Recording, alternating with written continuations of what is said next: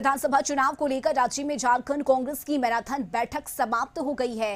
Party के प्रदेश प्रभारी गुलाम अहमद मीर ने 10 से 12 दिनों में सीट शेयरिंग को लेकर ये कहा है कि 10 से 12 दिनों में शेयरिंग हो जाएगी और इसकी संभावना उन्होंने जताई है। साथ ही उन्होंने ये भी कहा कि गठबंधन पहले से है तो सीट शेयरिंग पर बहुत अधिक बदलाव देखने को नहीं मिलेगा, कुछ जगहों पर थोड़ा परिवर्तन देखने को मिल सकता है। गुलाम अहमद मीर ने कहा कि पार्टी पहले खुद का असेसमेंट कर रही है और 2 सेक्रेटरी और स्क्रीनिंग कमेटी काम कर रही है। सब क्रॉस चेक करने के बाद सीट शेयरिंग पर चर्चा होगी। साथ ही उन्होंने बताया कि सरकार ने अच्छा काम किया है और इसलिए निश्चित तौर पर गठबंधन की सरकार फिर से लौटेगी। गुलाम अहमद मीर ने कहा कि सरकार की योजनाओं की चर्चा कश्मीर तक हो रही है।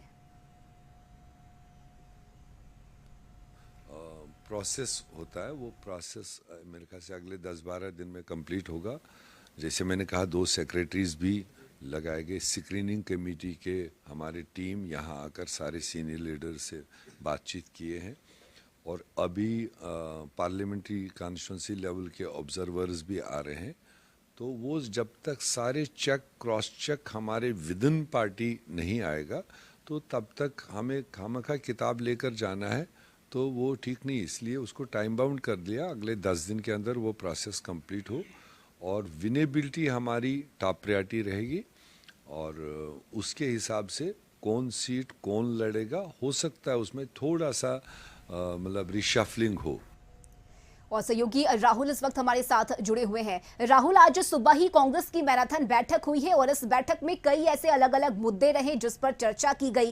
खासकर सीट शेयरिंग की अगर हम बात करें तो इसे लेकर भी मंथन हुआ है और ये भी कहा है गुलाम अहमद मीर ने कि 10 से 12 दिनों में सीट शेयरिंग की संभावना उनकी तरफ से जताई गई है।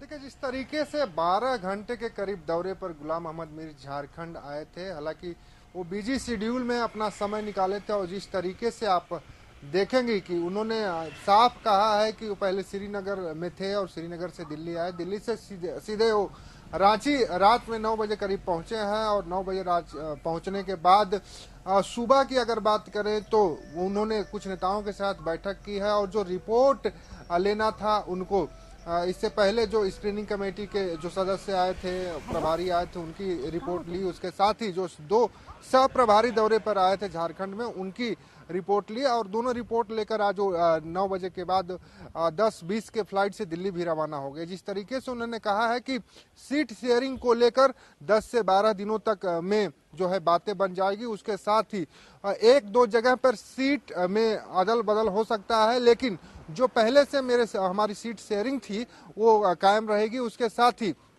उनका जोर है अधिक सीटों पे चुनाव जीतना, न कि अधिक सीट लेकर चुनाव हारना। तो उन्होंने साफ कहा है कि हमारा काम है कि जो हम सीट लें उसमें विजिबिलिटी हो, क्योंकि जिस तरीके से झारखंड में विधानसभा के चुनाव होने हैं, बीजेपी अपना दम भर रही है, वहीं अब गठबंधन में दम भरते दिखाई दे रहा है और साफ तौर से गुलाम अहमद मीर ने कहा कि तैयारियां पूरी कर ली गई है, दोनों रिपोर्टों का मिलान किया जाएगा, उसके बाद कुछ आगे का निर्णय लिया जाएगा और साफ तौर से कहा है कि सीट शेयरिंग में कोई अड़चन नहीं है।